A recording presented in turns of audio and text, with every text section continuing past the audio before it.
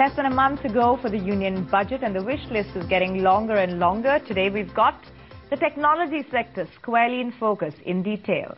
That's right, Sherry. Joining us is Pramod Bhasin, Vice Chairman of Genpact, who's here to talk about what he expects from Finance Minister Pramod Bhasin in Budget 2012.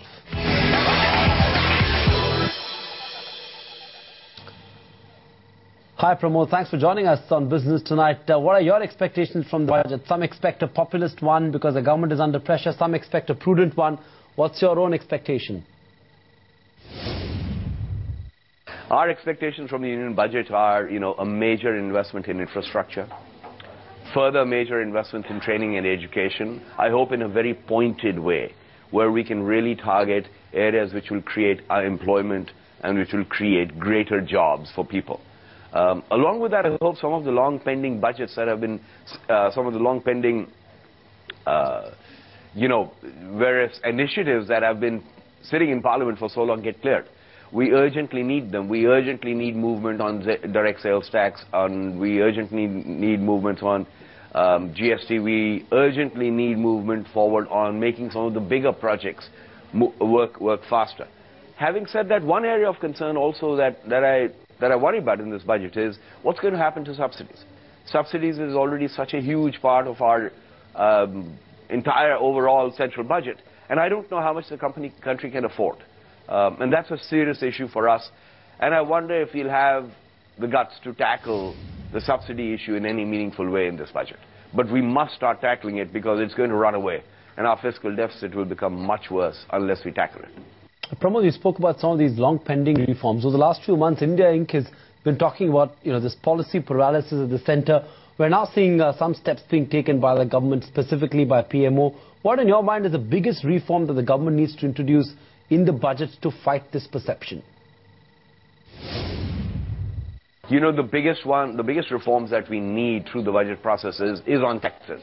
Now, I don't think that all of those are going to go through. All the reforms that we were expecting will actually happen. I just think the government and the opposition are not in a state where these sorts of things will get carried through. But these are vital for India. They can accelerate our growth. They can make life easier. They can make doing business in India much easier.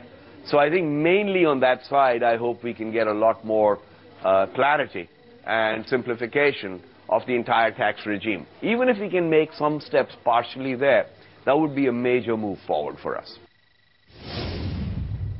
I know everyone in India has been seeking reform, and we hope that today's move on the power sector in some way or the other kicks off a longer process ahead of the budget. But Pramod Bhasin, just specifically to your space, the STPI scheme is certainly going to come to an end this April.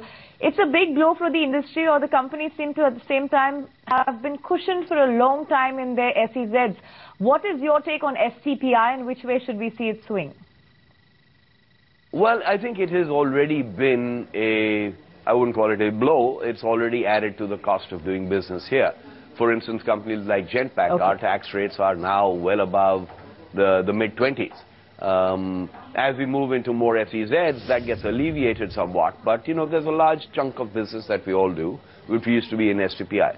But that's fine. I don't think we have all been aware of this for a while, and we have accommodated for it and adjusted for it. So I think we've moved on, and that stuff will happen.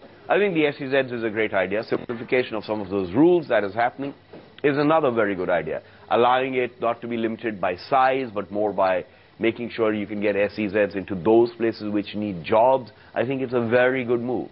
And some of those areas I hope the government will continue to emphasize. Because we need to create jobs in smaller towns. We need to create jobs in new areas. We cannot all be sitting in the same top 10 towns across India, because that is just going to be, those cities cannot take the full pressure. And we have to create another 20, 30 cities where we are incented to go out and do business. But Pramod, let's look at, taxation. Over the last year, we've seen income tax department slap notices on TCS, Infosys, Wipro, all for onshore services. The additional taxes also come at a time when the industry is already struggling on the demand front. Has NASSCOM at all taken up this matter with the government, and could it be addressed in the budget or before that? Sure. We really urgently need our tax regimes to be standardized and to be clarified. The issue we run into nowadays all the time is that sometimes the rules may not be as clear as they could be, and you can challenge pretty much anything.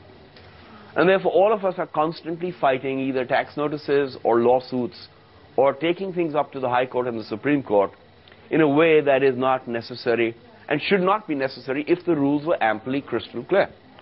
This applies to transfer pricing, it applies to refund of taxes, it applies to a myriad different things. Our tax regimes are some of the most complicated in the world.